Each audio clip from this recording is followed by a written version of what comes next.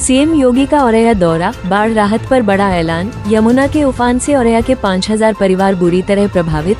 12 गांवों में फैली तबाही, खतरे के निशान को पार कर गया जलस्तर। 21 जिलों में तैनात हुई 12,500 नौकाएं।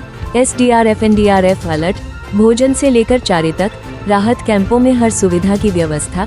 जिनके घर बहे उन्हें मिलेगा नया मकान, सीएम योगी ने दिया भरोसा। जनहानि पर 4 लाख की मदद, पशुधन हानि पर भी राहत। स्वास्थ्य कैंप, एंटी वेनम की पर्याप्त व्यवस्था। फसल नुकसान के सर्वे के आदेश, सितंबर तक हाई अलर्ट। योगी बोले हर पीड़ित के साथ है सरकार, राहत में नहीं होगी कोई कमी।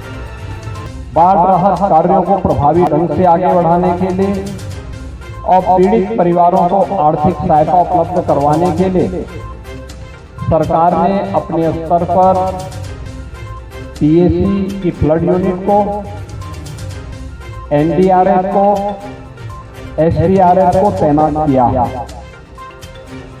हमारी आज वर्तमान में भी अलग अलग क्षेत्रों में इन सब की जो यूनिट है वह प्रभावी ढंग से बाढ़ कार्यों का निरीक्षण करके वहां पर राहत कार्यों को प्रभावी ढंग से आगे बढ़ाने का काम कर रही है।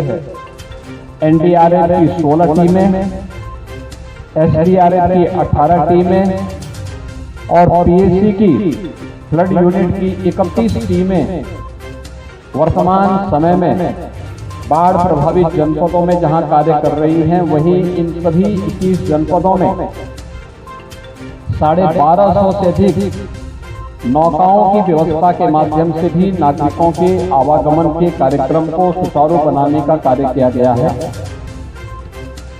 पर्याप्त मात्रा में नौकाओं की व्यवस्था के साथ ही हर एक जनपद, प्रदेश स्तर पर, जनपद स्तर पर कंट्रोल रूम की व्यवस्था, हर एक गांव में भी बाढ़ चौकी की व्यवस्था और राहत कार्य के लिए जिन लोगों को सुरक्षित स्थानों पर पहुंचाना पड़ा उनको सुबह का ब्रेकफास्ट, दोपहर का और सायंकाल का भोजन की व्यवस्था, शुद्ध पेयजल की व्यवस्था, पशुओं के चारे की व्यवस्था।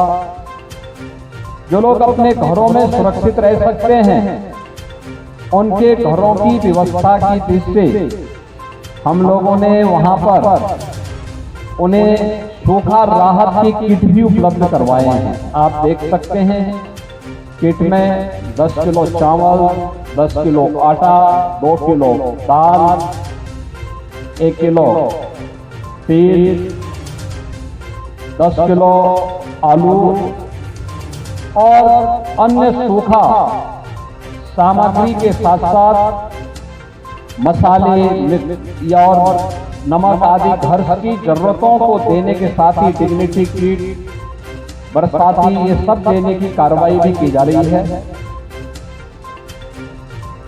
जनहानि होने पर उस परिवार को 4 लाख रुपए की सहायता आपदा राहत कोष से।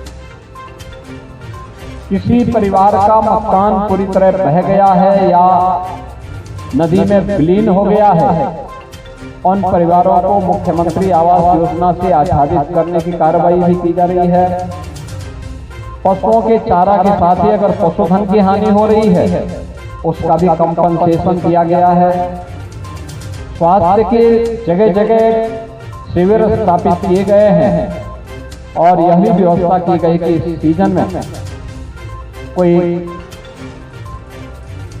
एंटी रेबीज वैक्सीन की व्यवस्था या सांप के काटने पर एंटी स्नेक वेनम की भी व्यवस्था सीएससी स्तर पर, डिस्ट्रिक्ट हॉस्पिटल के स्तर पर भी पर्याप्त मात्रा में उपलब्ध करवाए गए हैं, जिससे किसी भी व्यक्ति को हम लोग, चाहे वह सांप का हो, बिच्छू का हो, कुत्ते का हो या किसी जंगली जानवर के काटने के कारण उन्हें किसी भी प्रकार की आपदा में हम बचा सकें। बाढ़ राहत कार्य के लिए युद्ध स्तर पर टीमें लगाई गई हैं। प्रत्येक जिला प्रशासन से इसके बारे में युद्ध स्तर पर कार्य को आगे बढ़ाने के लिए निर्देश दिए गए हैं और प्रभारी मंत्री स्वयं भी इन क्षेत्रों का निरीक्षण कर रहे हैं।